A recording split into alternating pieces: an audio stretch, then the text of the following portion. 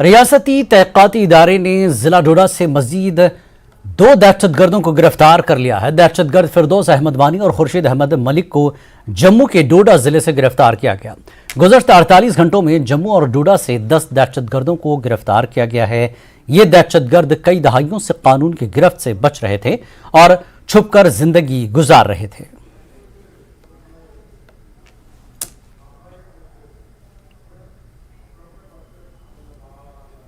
दफा 370 मामले पर समाअत इंतहाई अहम मरहले पर पहुंच गई है। चीफ जस्टिस ऑफ इंडिया की सरबराही में 5 जजों की आईनी बेंच इस मामले की समाअत कर रही है। आज 14वीं रोज की समाअत मुकम्मल हुई। आज सीनियर वकील राकेश द्विवेदी ने 370 को हटाने की दलील दी। इस मामले पर अगली समाअत 4 सितंबर को होगी। कल समाअत के दौरान जम्मू कश्मीर में इंतखाबात के मामले में मरकजी हुकूमत की जानिब से SG ने कहा था कि हुकूमत किसी भी वक्त जम्मू कश्मीर में इंतखाबात करवा सकती है। मरकजी हुकूमत ने कहा कि वोटर लिस्ट भी तकरीबन तैयार है। इंतखाबात कब होंगे, इस बात का फैसला रियासती इलेक्शन कमीशन और मरकजी इलेक्शन कमीशन करेंगे। मरकजी हुकूमत ने कहा कि पहली बार जम्मू कश्मीर में 3 सतही पंचायती राज निज़ाम नाफिज किया गया है। पहला इंतखाब पंचायत के लिए होगा। तुषार मेहता ने कहा था कि जम्मू कश्मीर को रियासती दर्जे की बहाली के लिए वक्त लगेगा। हुकूमत रियासती दर्जे की बहाली के लिए टाइमलाइन देने से कासिर है। यूटी का दर्जा आर्जी है।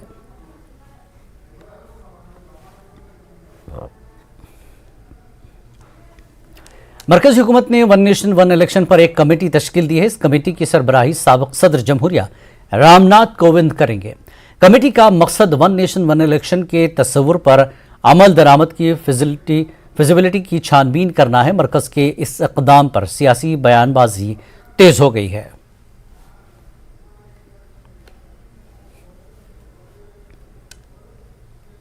जम्मू में कांग्रेस का पार्टी कन्वेंशन मुनक्किद हुआ। कांग्रेस सदर की मौजूदगी में सैकड़ों खवातीन ने कांग्रेस में शमूलियत अख्तियार की।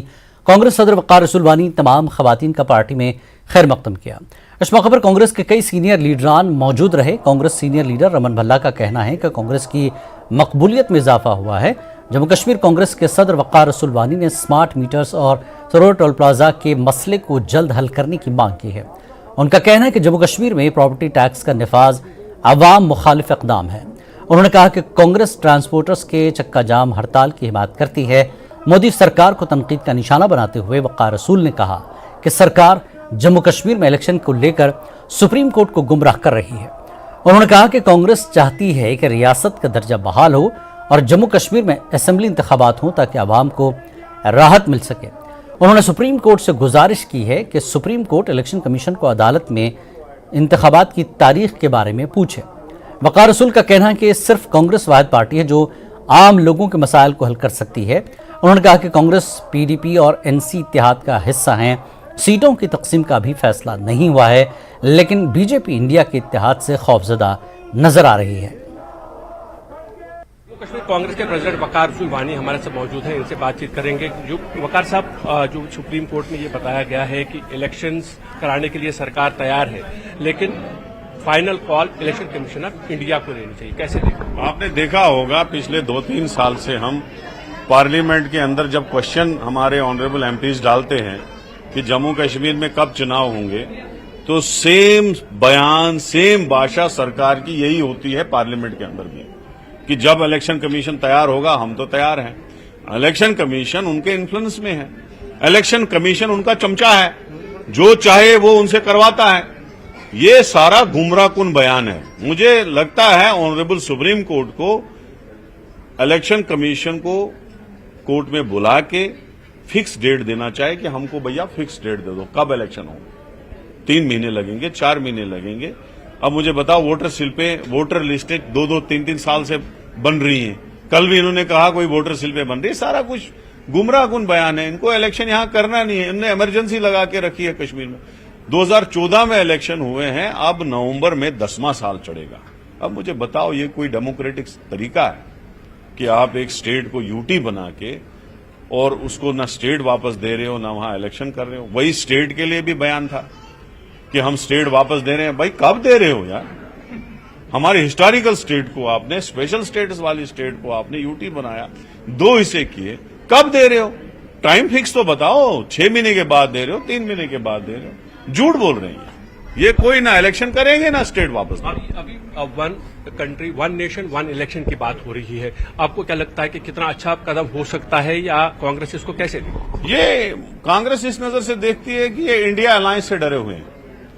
इंडिया अलायंस की कंटिन्यूअसली मीटिंग चल रही है। नरेंद्र मोदी को पता चल चुका है कि उसकी कुर्सी खत्म हो चुकी है, उसकी कुर्सी जाने वाली है।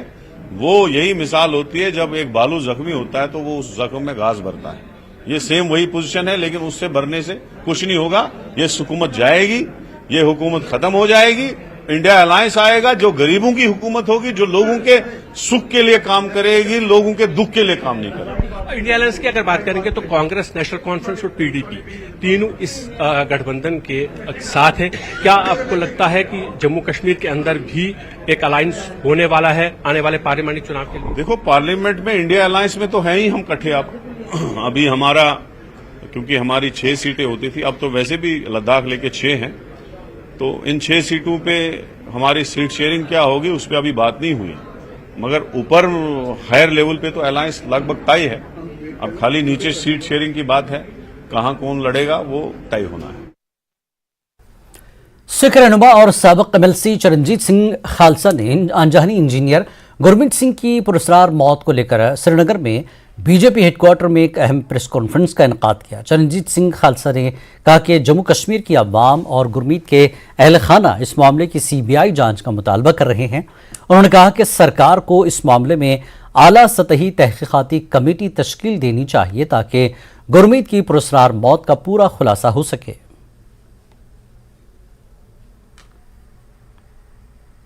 तो वो साइड पर थे, वहाँ पर काफी लोग इकट्ठे, वहाँ पर मैंने उनसे मुलाकात की।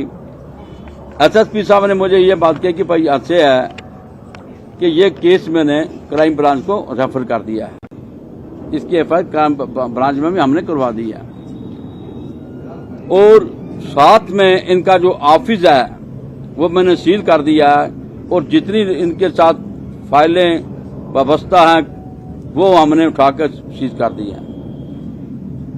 और हमने जो नेवी की टीम मंगाई है वो ढूंढी है। मेरे खड़े खड़े वहां पर नेवी वाले भी आ गए जो उनचारे थे, उनका हमने देखा है। उन्होंने पूछा भाई बेड कैसा, उनका बेड क्लियर है। उन्होंने कहा भाई बाकी उनका भाई थोड़ा रह गया है, वो सुबह देखेंगे तो हो सकता है वहां से मिल जाए। तो सुबह हमें पता चला कि उनकी डेड बॉडी मिल गई है। हम कमीशन में भी आए, जहाँ वहां पर सारे 12 मुल्क के जो सिविल सोसाइटी के लोग थे पहुंचे हुए थे।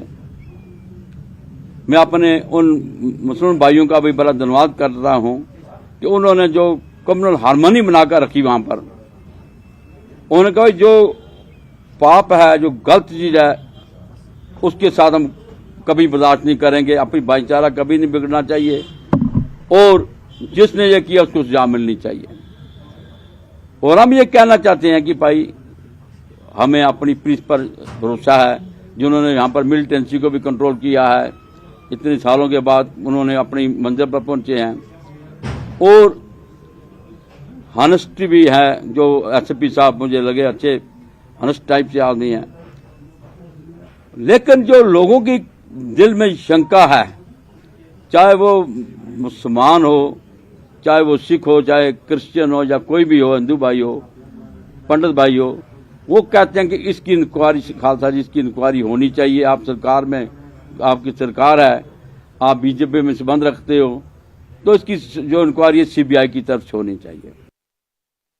राजपूत सभा जम्मू की तरफ से सांबा में सरोवर टोल प्लाजा को हटाने के मुतालबे के लिए एहतजाज जारी है। पुंछ जम्मू ट्रांसपोर्ट यूनियन की जानिब से बंद की कॉल दी गई थी।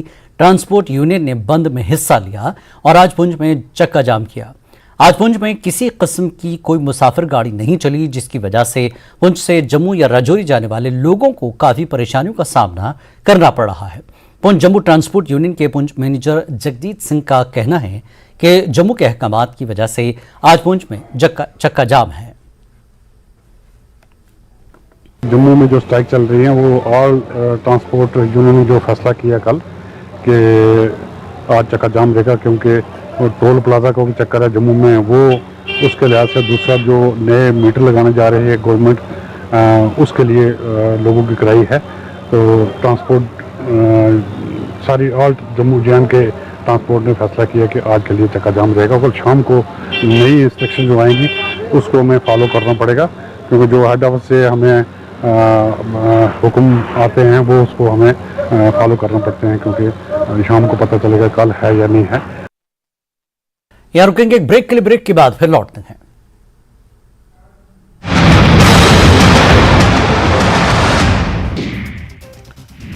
सीपीएस नियुक्ति को चुनौती देने के मामले में 18 सितंबर को होगी अगली सुनवाई।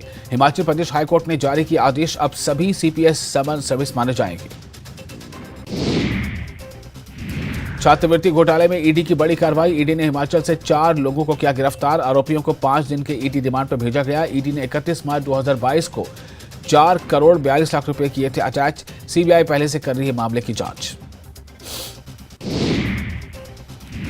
और हिमाचल प्रदेश के मंडी से बड़ी खबर, चंडीगढ़ मनाली नेशनल हाईवे बहाल कर दिया गया है। 42 घंटे के बाद यातायात के लिए ये मार्ग बहाल कर लिया गया है। झलोगी टनल के पास मलबा हटाया गया और अब ये मार्ग बहाल कर दिया गया है। हिमाचल दफा आयुर्वेदिक चूर्ण, पेट सफा तो हर रोग दफा।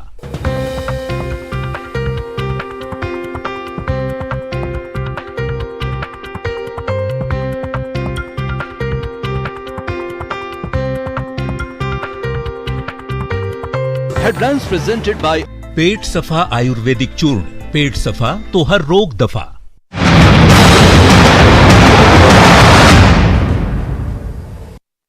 Senior leader BJP Kavinder Gupta ने कहा कि अपोजिशन जमातों के इत्तेहाद इंडिया की राब्ता कमेटी में उमर अब्दुल्ला और महबूबा मुफ्ती को शामिल करने से कोई फर्क नहीं पड़ेगा। न्यूज 18 से बात करते हुए गुप्ता ने कहा कि अपोजिशन इत्तेहाद 3 माह से ज्यादा नहीं चलेगा और इस इत्तेहाद का असर बीजेपी पर नहीं पड़ेगा।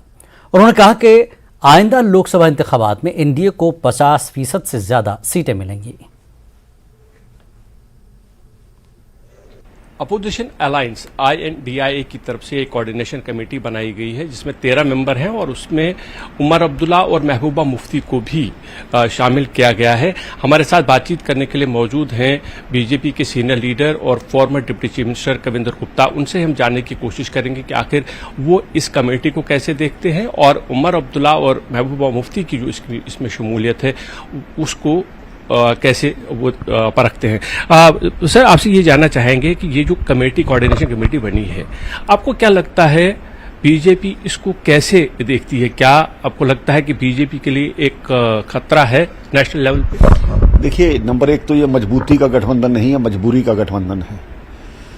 आप जहां तक महबूबा और उमर का सवाल है, आप पहले भी देख चुके हैं। इन्होंने गुपकार गठबंधन बनाया था, लेकिन जब पीछे इलेक्शन हुए तो अपनी अपनी डफली, अपना अपना राग, इस प्रकार की इनकी जो योजना रहती है, ये तो एक को खुश रखने के लिए दूसरे को रखना पड़ा, ये उनकी मजबूरी है। तो कुल मिलाकर के आधे लोग जो मैं देख रहा हूं कमेटी में, वो तो जमानत वाले हैं। अब देखो कितना चलेगा ये तो आने वाला समय बताएगा, लेकिन ये साफ है कि एजेंडा कोई नहीं, एजेंडा एक है, मोदी को हटाना, क्योंकि मोदी जी अच्छा काम कर रहे हैं और जम्मू कश्मीर की हालत जो इन दोनों नेताओं ने, इन खानदानों ने की है, तो उससे लोग खुद ब खुद अंदाजा लगा सकते हैं। आपको लगता है कि महबूबा मुफ्ती और उमर अब्दुल्ला जब उनको इंक्लूड किया जाता है इस गठबंधन, इस कोऑर्डिनेशन कमेटी में, तो उससे कोई ये जो 2 लीडर हैं उमर अब्दुल्ला और महबूबा मुफ्ती, कोई इम्पैक्ट बना सकते हैं नेशनल लेवल पे?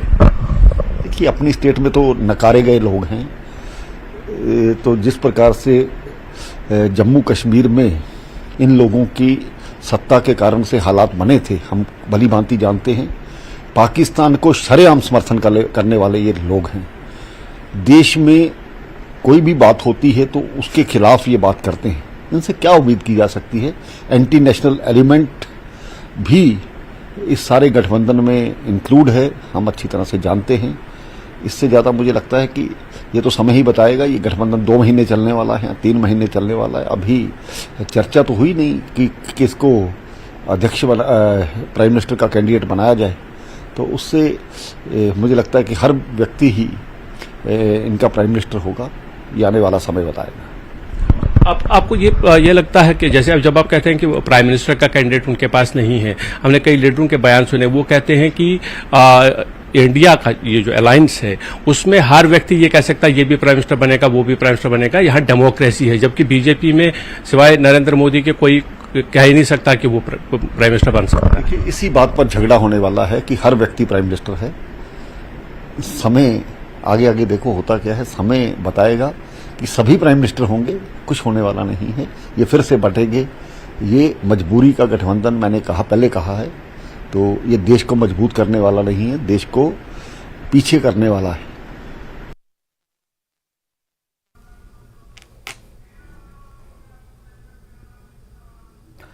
खलस्ती गांव के लोगों ने स्मार्ट मीटर्स को नस्ब करने पर एतराज जताया है।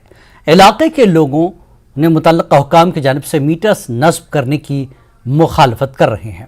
इस पूरे मामले पर हमारे नुमाइंदे स्टेंजन बोरो हमारे साथ जुड़ चुके हैं। स्टेंजन, जिस तरह से लोग स्मार्ट मीटर को लेकर एतराज जता रहे हैं, क्या मसला है स्मार्ट मीटर्स को लेकर इलाके में?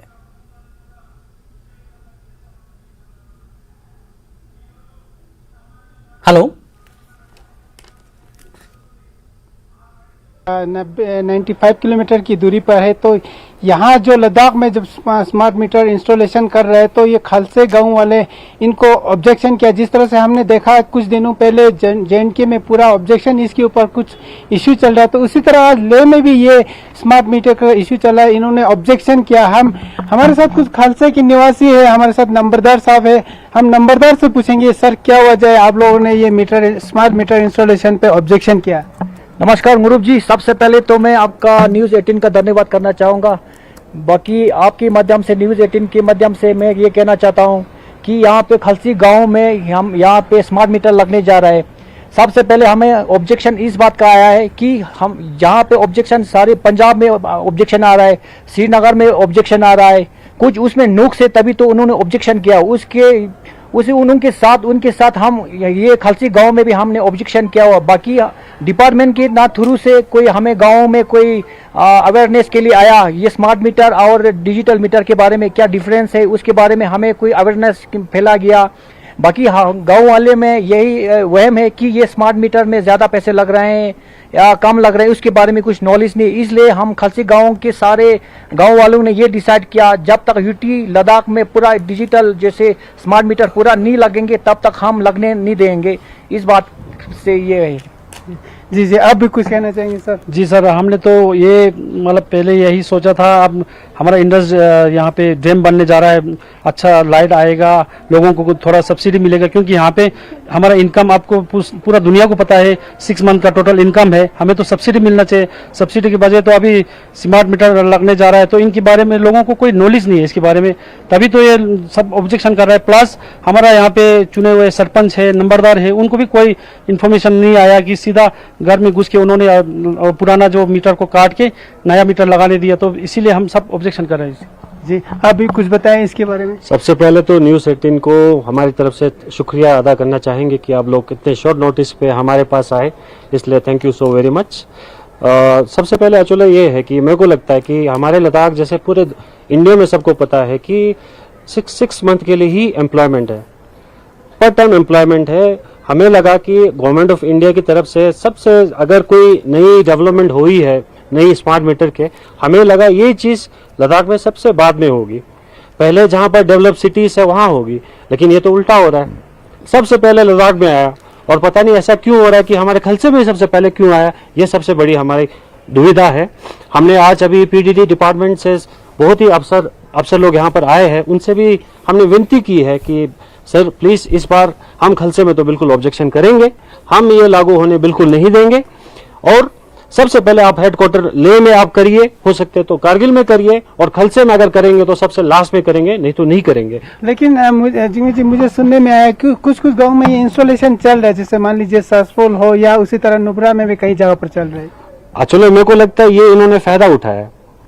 अगर इंस्टॉलेशन ये लोग कर रहे हैं तो मेरे हिसाब से मेरे को लगता है कि पहले विलेज रिप्रेजेंटेटिव से पूछो, उनसे सलाह करो, है ना। उसके बाद जो रिस्पेक्टिव हाउस है या कोई दुकान है उनसे पूछिए, ऑनर से पूछिए कहाँ लगाना है, नहीं लगाना है।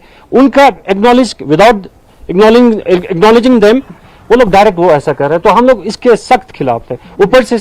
ऊपर से उनका ये है कि मैंने अभी सुना, जैसे अभी यहाँ पर हमारे गुम्पास है, कम्युनिटी हॉल्स है, यहाँ पर भी स्मार्ट मीटर लगे। इवन इन्होंने अभी ये भी कहा कि यहाँ जहां पर एक बल्ब भी होगा वहां स्मार्ट मीटर लगेगा। तो मेरे को लगता है कि ये लद्दाख में तो बिल्कुल नहीं होना चाहिए। ये सिर्फ खलसे वालों की बात नहीं है, मेरे को लगता है इस चीज पे, इस मुद्दे पे पूरे लद्दाख के अवाम इकट्ठा होकर स्मार्ट मीटर के विरोध में सब लोग इकट्ठे होना चाहिए। ये मेरा और हम सब पूरे खलसे निवासियों का सब लोगों से विनती है कि इस स्मार्ट मीटर के खिलाफ सब लोग इकट्ठे होकर आवाज उठाना चाहिए। Thank you.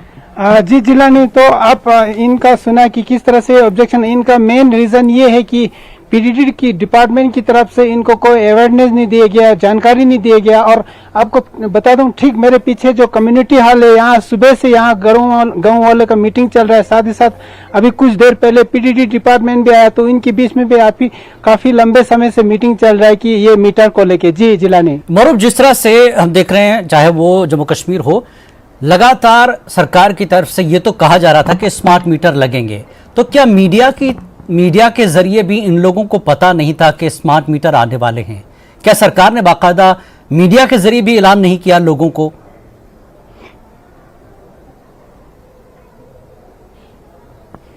जी हम आप लोगों से पूछना चाहेंगे कि जो स्मार्ट मीटर का तो गवर्नमेंट की तरफ से बात चल रहा है, तो क्या आप लोगों को मीडिया के माध्यम से या किसी और माध्यम से पता नहीं चला कि आपके गांव में स्मार्ट मीटर लगाना है? या पीडीडी अपने जैसे बताया कि उन्होंने भी कुछ जानकारी नहीं दिया, अचानक आना शुरू हो गया? अभी तक तो पीडीडी के डिपार्टमेंट की तरफ से हमें कुछ अवेयरनेस और पीडीडी के डिपार्टमेंट से हमें कुछ आया नहीं था।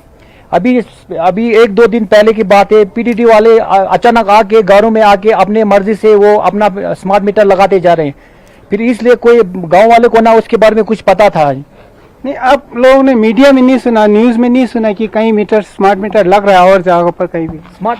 स्मार्ट मीटर तो लग रहा है, पर हमें ये भी साथ में ये भी सुना दिया कि पंजाब में लगाने नहीं दे रहे हैं और श्रीनगर में लगाने नहीं दे रहे, कश्मीर में भी नहीं लगाने दे रहे। इसमें कुछ रीजन है, इसमें कुछ नुक्स है, तभी तो वो लोग नहीं लगाने दे रहे हैं। क्योंकि स्मार्ट मीटर से दिक्कत क्या है? लद्दाख से क्या ज्यादा बिजली बिल का डर है कि ज्यादा बिल आ जाएगा? क्या वजह क्या विरोध कर रहे उसके खिलाफ?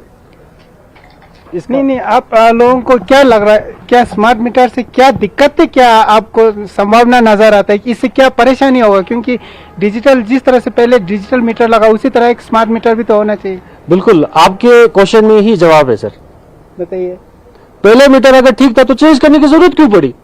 नहीं, इसमें थोड़ा और भी, जैसे आप किस तरह कितना यूसेज होगा उसी तरफ से बिलिंग जाना, आपको पूरा मॉनिटर कर पाएगा ना स्मार्ट मीटर के बारे में। हाँ जी, मेरे को लगता है अभी हमारे लद्दाख के बाशिंदे अभी इतने लिटरेट नहीं हुए कि वो मोबाइल स्मार्टफोन पे इतना यूज करके सब लोगों को इतना पता लगे कि कितना हमारे में यूसेज हो रहा है।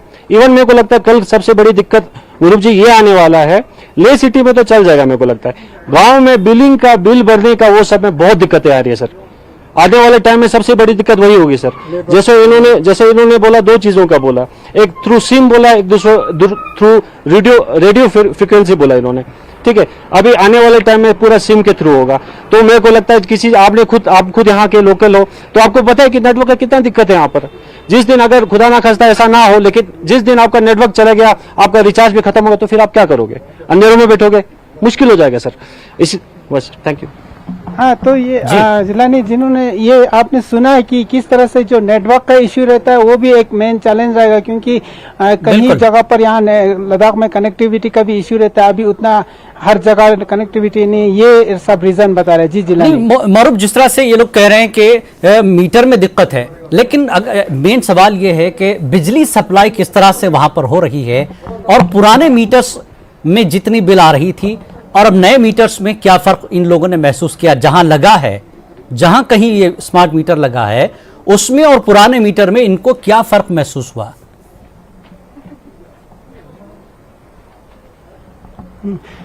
जी, हम पूछना चाहेंगे, जो पहले हमारा मीटर लगा हुआ है, जो हर घरों में लगा है, तो उसमें और इसमें क्या दिक्कत है? कहीं आप लोगों ने पता किया कि स्मार्ट मीटर में बिल ज्यादा आ रहा है, या ऐसे कुछ इश्यू आपके सामने है, या यहाँ पर ऐसे आप नजर आया जिस तरह से कुछ दिन पहले से यहाँ लगाना शुरू हो गया? गुरुप जी, ये बात है जैसे कि अभी स्मार्ट मीटर और डिजिटल मीटर में बहुत अंतर है।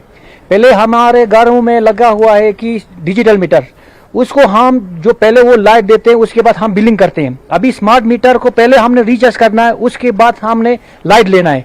अभी हमारे गांव में ऐसे लोग हैं जो डिजिटली वो अवेयरनेस नहीं है। डिजिटली हम जैसे कि हम पे करते हैं उनको आता नहीं, इसलिए हम विरोध करते हैं, डिजिटल नहीं लगने दे रहे हैं। जी, तो आपने सुना है कि किस जी, बिल्कुल। जैसे पहले घर में बिल आते थे उसको जमा करते थे, अभी जो स्मार्ट मीटर का जो सिस्टम है उनका ये कहना है कि पहले इसको रिचार्ज करना पड़ेगा। तो इससे गांव में इतने लोग एजुकेटेड नहीं है कि सब सारे एडवांस अवेयरनेस नहीं है, बिल्कुल। स्मार्ट मीटर को लोगों को पहले अवेयर किया जाए, इस बारे में पूरी जानकारी दी जाए, ताकि लोग इस चीज को समझे स्मार्ट मीटर का फर्क क्या है और उसके फायदे क्या हो सकते हैं। बहुत बहुत शुक्रिया मौरब इस पूरी जानकारी के लिए। इस बुलेटिन में फिलहाल इतना ही। आदाब।